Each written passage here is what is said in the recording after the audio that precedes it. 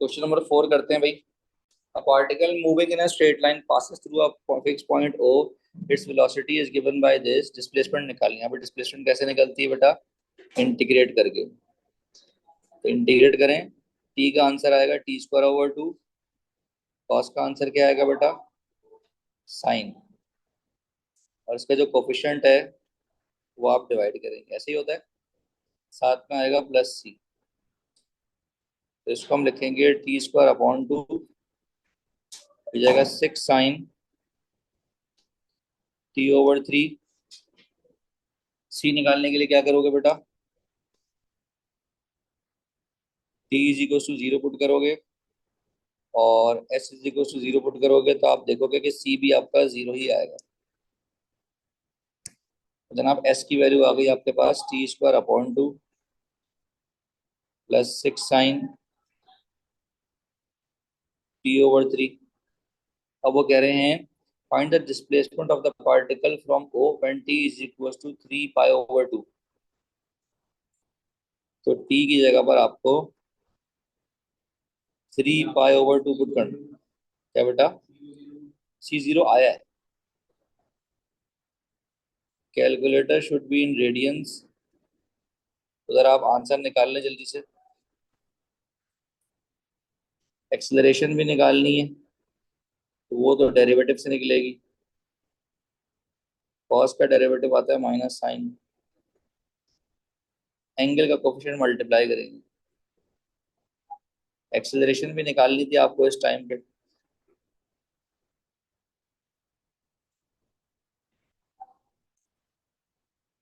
Calculator should be in radiance.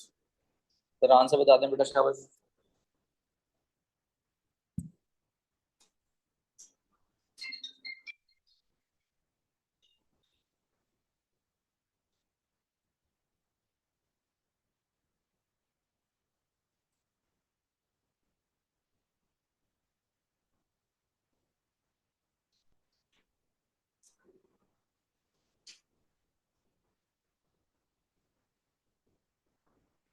कितना आ रहा है? पहला। ठीक है। और डिस्टेंस?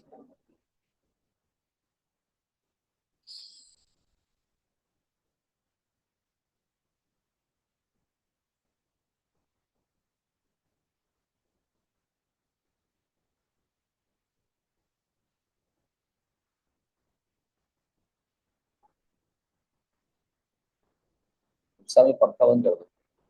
पंखा बंद कर दो। हाँ।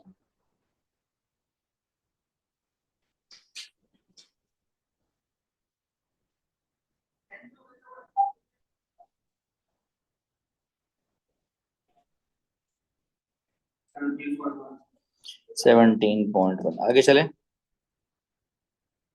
आगे चले। डिस्टेंस नहीं मांगा था उन्होंने। डिस्टेंस मांगा होता तो क्या करते? बीच के भी टर्निंग पॉइंट्स निकालते हैं।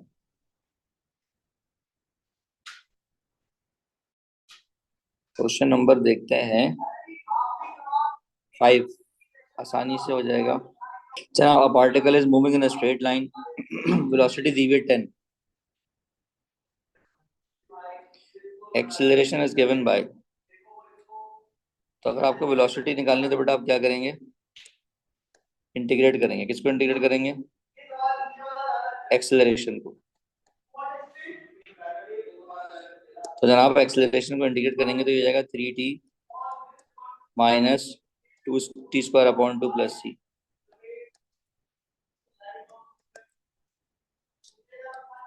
तो अब उन्होंने कहा है कि t = 0 पे जो v है वो 10 है। तो यहां से आपको मिल गई c की वैल्यू। ठीक है बेटा। अब हमें क्या चाहिए? वेलोसिटी टाइम ग्राफ चाहिए। तो प्यारे बच्चों, वेलोसिटी टाइम ग्राफ के लिए ये क्या चीज है? क्वाड्रेटिक है और नेगेटिव क्वाड्रेटिक है तो उल्टा बनेगा। अब इसके आंसर्स निकाल लें तो जरा कैलकुलेटर से निकालें। कहाँ कहाँ कट करेगा ये?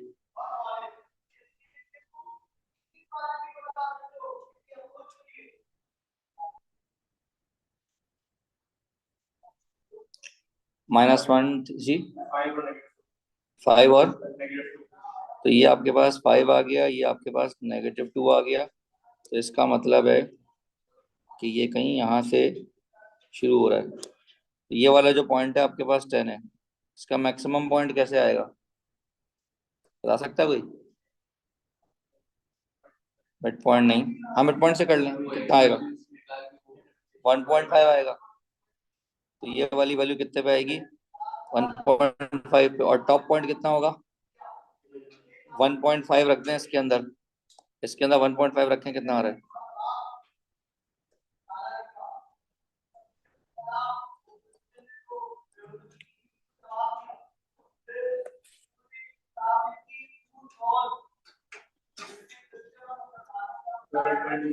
कितना? 12.25, ठीक हो गया। अब हमसे क्या मांग रहे हैं? Find the total distance travelled in the first 7 seconds. तो अब इसके लिए आपको क्या करना पड़ेगा? आपको डिस्प्लेसमेंट अगर चाहिए तो आप इंटीग्रेट करेंगे v को। तो v को जब इंटीग्रेट करेंगे तो क्या आएगा बेटा? -t³ upon 3 plus 3t² upon 2 plus 10t। Plus C इसलिए नहीं आएगा क्योंकि तुम्हें पता है कि भाई t=0 पे s=0 ही आना है, क्योंकि आप पुट करके देख लें इसमें, t=0 और s=0 आप पुट करके देख लें। ठीक है, तो आपके पास s की वैल्यू आ गई। अब ये क्यूबिकल है, क्यूबिकल का ग्राफ कैसा बनता है? ऐसा बनता है, सॉरी नेगेटिव है।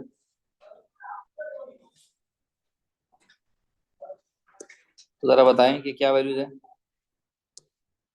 क्यूबिकल इक्वेशन है, एक तो 0 होगा,